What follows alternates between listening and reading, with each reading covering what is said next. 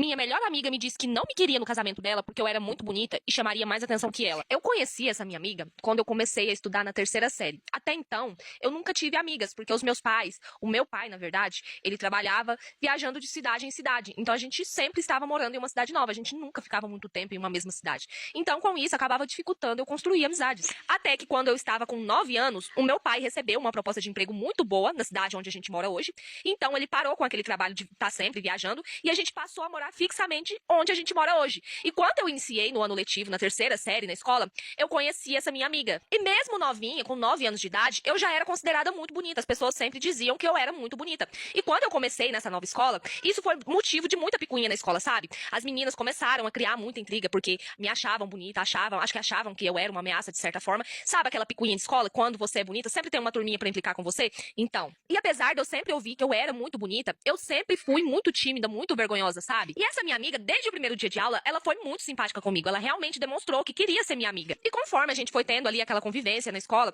a gente foi percebendo que a gente tinha muitos gostos em comum, sabe? A gente acabou se tornando unha e carne. A gente passou a ficar tão grudada que até os nossos pais acabaram se tornando amigos. Os anos foram se passando e a gente sempre esteve ali presente nos momentos importantes uma da vida da outra. Tanto é que quando eu me casei, essa minha melhor amiga, ela foi madrinha do meu casamento. Então, quando ela anunciou que iria se casar, eu, obviamente, achei que ela iria me convidar pra ser madrinha. O que não foi o caso. Eu confesso pra vocês que eu fiquei muito sentida quando eu percebi que eu não seria madrinha do casamento, mas tudo bem. O importante era que ela tivesse cercada de pessoas que ela gostasse. E também que eu estaria ali naquele momento tão especial da vida dela, fazendo parte daquele momento. Quando ela começou a organização do casamento dela, ela me ligou chorando, desesperada, falando assim, que achava que não conseguiria fazer uma recepção pros convidados, porque o orçamento deles estava muito apertado e ela não conseguiria pagar um buffet. A gente passou um bom tempo ali conversando, eu consolando ela, e no fim eu falei pra ela que ela não precisava se preocupar, que esse seria o meu presente de casamento pra ela. Eu daria o buffet da festa de casamento dela. Na época ela me agradeceu muito, ficou super feliz, me disse que eu era a melhor amiga do mundo, que eu não precisava fazer isso, mas eu disse que sim, que eu faria, que eu fazia questão de pagar esse buffet como presente de casamento pra ela, já que ela era minha melhor amiga, eu fazia questão de dar o buffet de casamento pra ela. Eu deixei ela escolher tudo conforme ela queria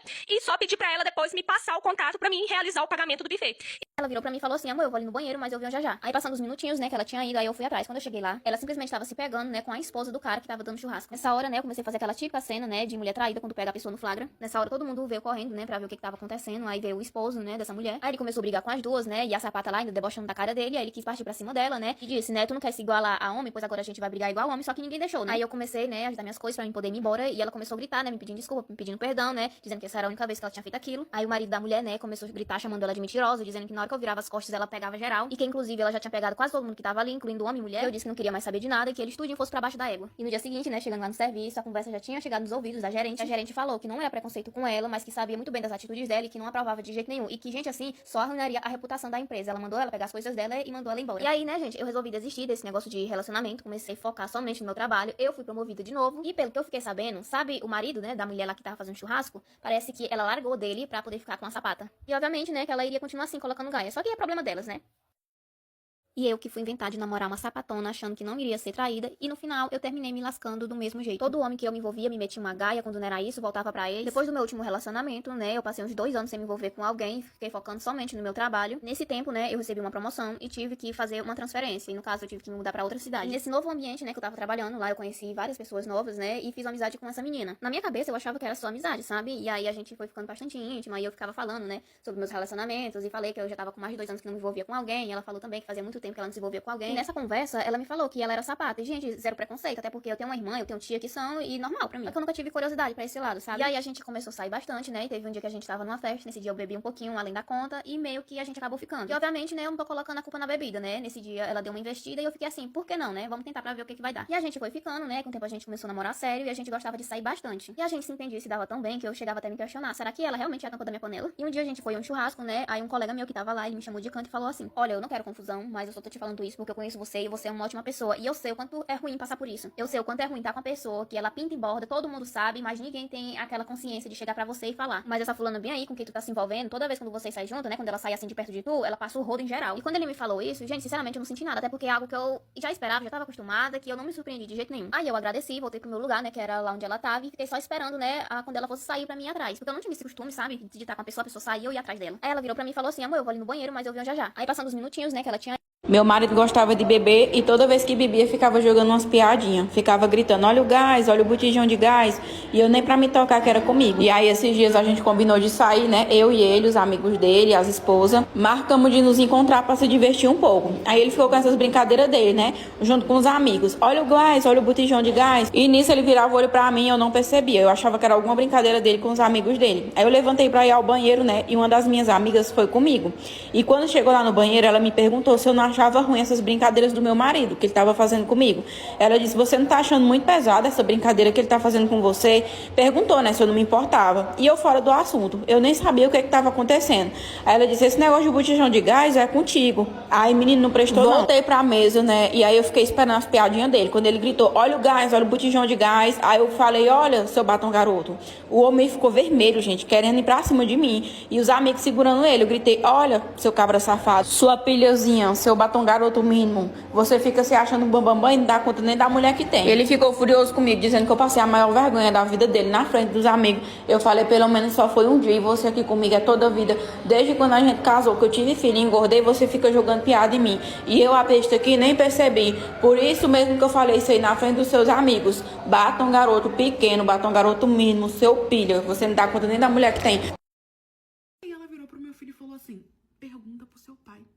E meu filho tentou falar com ela e ela disse que não queria falar com ele, que era pra ele perguntar pro pai dele. Eu falei, pois nós vamos perguntar pro seu pai. Fiquei nervosa, mandei mensagem pra ele perguntando, antes de entrar em contato com a escola, perguntando o que tava acontecendo, porque o nosso filho tinha sido reprovado e a professora mandou falar com ele sobre. Aí ele falou, quando chegar em casa a gente vai conversar. Eu falei, pronto. Meu marido tá pegando a professora, deu algum problema, ela tá descontando no meu filho, eu tô sendo corna. Eu já tava pronta, gente, pra tirar a aliança e tacar na testa dele, porque eu pensei a pior coisa possível. Meu marido chegou do trabalho, meu filho tava no quarto inconsolável, coitado. Coitado, fez nada, o garoto estudou e a professora reprovou ele. Ela não quis nem dar a prova dele pra ele poder ver o que ele tinha errado. Ela só falou que ele estava reprovado. E aí, o meu marido chegou e falou, eu falei, olha, já fala logo o que tá acontecendo, por que ela tá descontando no Enzo, o que houve, o que foi. E ele falou, olha, vamos sentar aqui, vamos conversar. Ele falou, olha, eu pedi você pra, a partir daquele dia, levar o Enzo na escola, justamente pra poder evitar, não quis falar com você pra não arrumar mais problema, né, eu achei que dessa forma iria conseguir resolver, mas pelo visto não. E aí ele foi e me contou que essa professora deu em cima dele em uma reunião que ele foi. Ele não correspondeu, não quis, graças a Deus meu marido era fiel, até onde eu saiba, né? Ele era fiel. Ele não respondeu ela, fingiu que não entendeu. Ela pegou o número dele, como não sei, e começou a mandar mensagem pra ele. E que ele bloqueou ela e desde aí se afastou da escola e pediu pra poder assumir. Tanto que realmente, quando eu ia nas reuniões, ela meio que parecia ficar surpresa, sabe? Quando me via, eu achava um pouco estranho, mas eu nunca me liguei muito. Porque, gente, a gente adulto trabalha demais. Eu acho que talvez eu tenha errado. Talvez eu tivesse que ter prestado mais atenção no meu filho, na escola dele em relação a isso. Mas é que meu filho sempre foi tão responsável. Tirava tantas boas notas. Nunca tive problema nenhum com ele. Que eu realmente deixava na mão dele. É o que eu falei pra vocês. Eu ensinei isso a ele. E aí ele foi e me contou tudo. Falando que ela tava dando em cima dele. Que não sei o que ela tava assediando. Aí eu perguntei pra ele se ele tinha essas mensagens pra me mostrar. Porque, né, ele falar e eu acreditar é outra história. Porque tava tudo muito estranho. Ele pegou o telefone, me mostrou tudo, bonitinho, realmente. Amor, eu peguei o meu carro e dali eu fui direto pra sala da diretora, mostrei tudo pra diretora, falei que ela reprovou o meu filho, falei que eu queria ver a prova, que eu queria ver o que ele acertou, o que ele não acertou, que meu filho disse que ela nem olhou pra prova, que ela só deu 0. E, amor, eu esculhambei, falei um monte de coisa, pedi pra poder chamar ela, faltei pouco dar na cara dela, ela se fez de desentendida, eu falando que tinha todas as mensagens, deu aquela confusão, todo mundo ficou sabendo, virou aquela quizumba. Eu sei que no fim, ela foi demitida, né, pelo que ela fez. O meu filho não foi reprovado. Graças a Deus eu não estava sendo corna. Mas eu fico chocada como que uma mulher pode jogar a carreira dela fora no lixo. Porque ela jogou no lixo. Por causa de um homem. Tudo bem que era o meu homem. Meu marido é maravilhoso. Mas nenhum homem vale isso.